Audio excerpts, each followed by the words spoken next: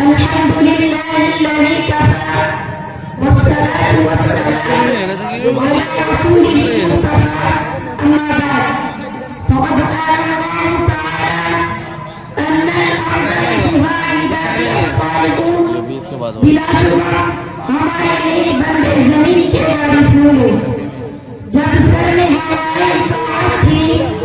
سر سبز شجر امید کا تھا جب سر سر عصیان چلنے لگی اس پیڑ نے پھلنا چھوڑ دیا اللہ کی راہ اب بھی ہے کھلی آزاد و شاہد قائم ہے اللہ کے بندوں نے بھی اس راہ پر چلنا چھوڑ دیا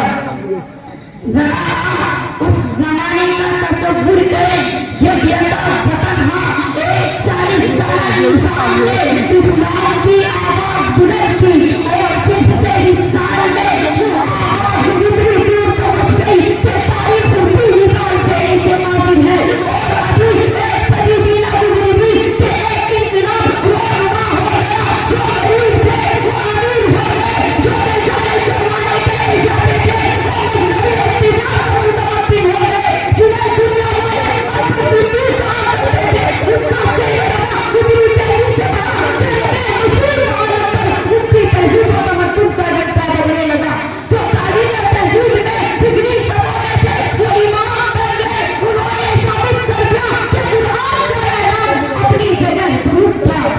ان الارض يرثها عبادی الصالحون بلا شبہ ہمارے نیک بندے زمین کے وارث ہوں گے مسلمانوں کے عروج کی داستان اتنی دلچسپ اور ہے کہ آج بھی ان کو پڑھ کر روئے کھڑے ہو جاتے ہیں علامہ اقبال نے کیا خوب کہا تھا دشت ہے دریا بھی نہ چھوڑے ہم نے دشت ہے دریا بھی نہ چھوڑے ہم نے بحر ظلمات میں دوڑا دیے گھوڑے ہم نے ایک وقت تھا جب مسلمانوں کی شان شکر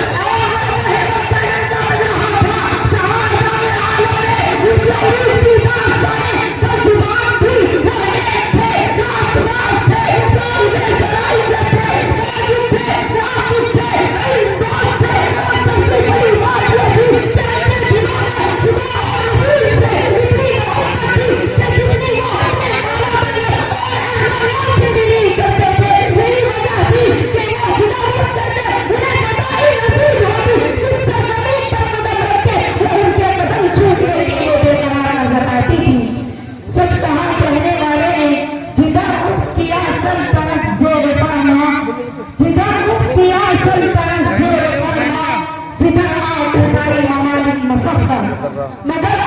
کوئی آج ضرور ہو رہی ہے کوئی اسلام کے نام لگا آج میں شکر کے نعرے ہیں چیز سے لے کر افریقہ کے ساحل پر جہاں دیکھیے مسلمان زندگی کے میدان میں شکستیں کھاتا چلا جا رہا ہے آخر کیوں کیا کبھی ہم نے اس کو بھی سوچا ہے سوچیے اور سمجھیے ضرور ہے کہ جن سزام نے ہمیں ترقی کے مراحل دے کرائے تھے جن بھولوں نے ہمیں دادا روح میں اٹھایا تھا تو یقین رکھیے کہ ہم سب جب کامیاب ہوں گے آخر میں وہی شاعر سے سن لے تاکہ آپ کا ذہن پھر تازہ ہو جائے جب سر میں ہوائیں اطاعت تھی سر سبز شجر امید کا تھا جب سر سر عصیان چلنے لگی اس پیڑ نے پھلنا چھوڑ دیا اللہ کی راہ بھی ہے کھلی آزاد و شاہ سب قائم ہے اللہ کے بدلوں نے لیکن اس رات پر چلنا چھوڑ دیا ہمارے